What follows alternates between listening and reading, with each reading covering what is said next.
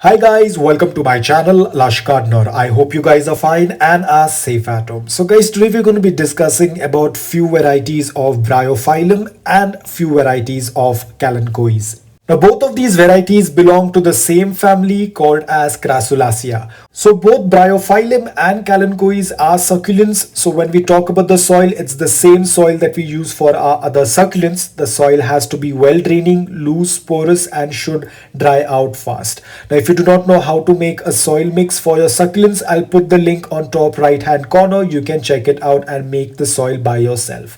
Now talking about these plants are very easy to take care, low maintenance and tends to grow really fast. If you're a beginner, this are the succulents that you would want to add in your collection. So you have your Kalanchoes and you have your Bryophyllums. So I will put down the names on the screen of the Kalanchoes that I'm just showing because I do not want to mispronounce them. It's slightly difficult to pronounce these names, but looking at the leaves, you can see the leaves are flat. They are not very plump, which means that they cannot store a lot of water. So this brings us to the watering. So they would require a little bit more watering as compared to other succulents. But guys, at the end of the day, you need to understand they are succulents and they do not like to be sitting in soggy wet soil. Now here is another variety of Kalanchoe that has these really striking colors. They have these red patterns on them.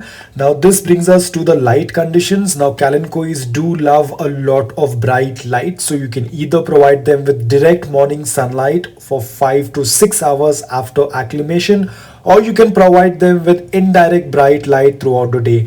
Now if you're receiving only afternoon direct sunlight, then ensure that you're giving it a filtered form of light with the help of a shade cloth or a green net, but do not expose it to direct afternoon sunlight, because if the sun is really strong, it will end up burning the leaves of your Kalanchoes, or for that matter the Bryophyllum as well.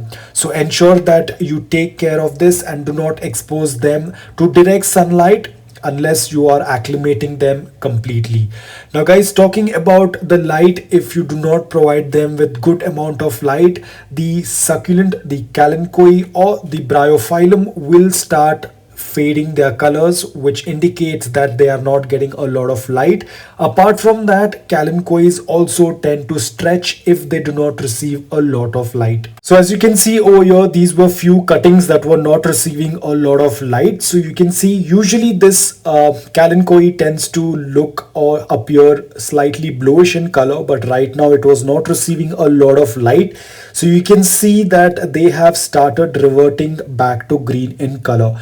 Now they are not getting stretched a lot because it's just the initial stage, but if they do not receive more light, they will start to stretch. Now on the other hand, I have the same variety of Kalanchoe that tends to receive direct morning sunlight for 5 to 6 hours. Now here you can see the major difference. These guys are more bluish in color. They also have a tint of pink on the edges, and also you can see the leaves are more compact. Talking about Bryophyllum, a lot of you might be knowing this plant by the name of Mother of Thousands or Mother of Millions. Now this particular variety is Mother of Thousand. I do not have Mother of Million in my collection, but I'll put up the picture on the screen.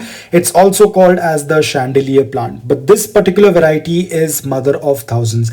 Now guys, if you notice, they also have the same kind of pattern on the leaves. At the end of the leaves there are a lot of cuttings.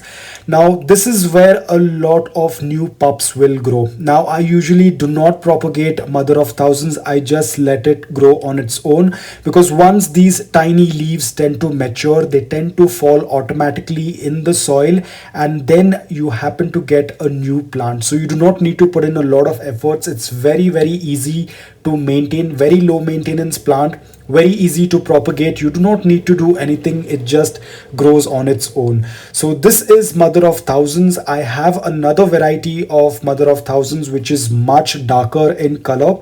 Again guys, the care requirement stays the same just like Kalanchoes, because we said that this also belongs to the succulent family.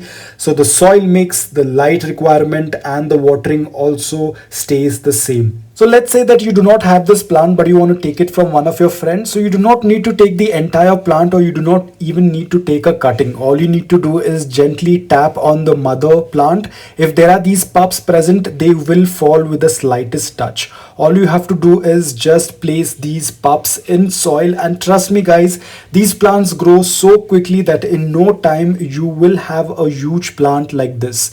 Now this plant was also grown from a small leaf pup like this, and you can see how fast and how quickly it has grown. As you can see, even this one has started putting out pups at the end of the leaves. Now these are so delicately placed, or are so delicately growing on the end of the leaves, that if there is a strong wind, or even if you accidentally brush against them, these pups will fall into the soil. And usually what happens is, when it tends to rain, when the water droplets fall on them, they also tend to get detached from the mother plant and they fall into the soil. So in no time you will end up with lot of Bryophyllum plants in your garden. So guys, this is how Bryophyllums can be easily grown. So you definitely do not need to give them a cut. Just collect these pups from the mother plant and then just put them into the soil and they will start growing.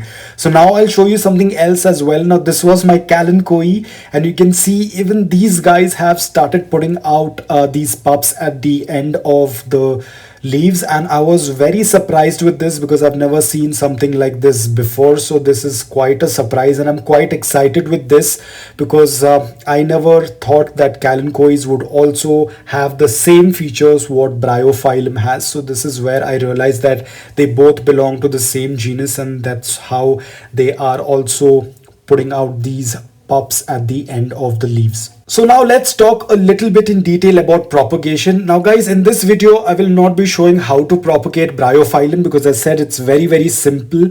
You do not need to do anything manually. The pups at the end of the leaves will automatically fall into the soil and you will get new plant. In case if you want to have more plants, then you can do the same stem cutting how we do it for Kalanchoes. So I will show you how we can propagate Kalanchoes by stem cutting. You can apply the same method for Bryophyllum as well, in case if you want to do a manual propagation for them. So the same thing applies. Ensure that your knife, blade, scissor, everything is sterilized before you give it a cut. Always find for a spot. Now usually Kalanchoes are going to be sending out a lot of aerial roots, so it's a very good option that you give the cut just below the aerial roots, because this is going to make your life much easy. Because once you do the cutting, all you have to do is let it callus and then you can put it into the soil. You do not need to wait for the roots to appear because you already have the aerial roots present, so there is nothing much you need to do. So if you're going to do a cutting like this, always go for a cutting below the aerial root, so you have your ready-made roots present on the Kalanchoe. Now guys, again, avoid cutting your succulents when it's raining. Now I have a good experience with cutting succulents even during the monsoon season. I do take a lot of precautions before and after cutting. So if you're a beginner and if it's raining, please avoid cutting any succulents during the monsoon season. Probably you can wait when the rain stop or when the monsoon season is over. Or you can probably conduct the propagation in a dry place wherein you're confident enough that once the cutting is separated from the mother plant, the cutting will not come in contact with any moisture or water. So you can probably check a place like that.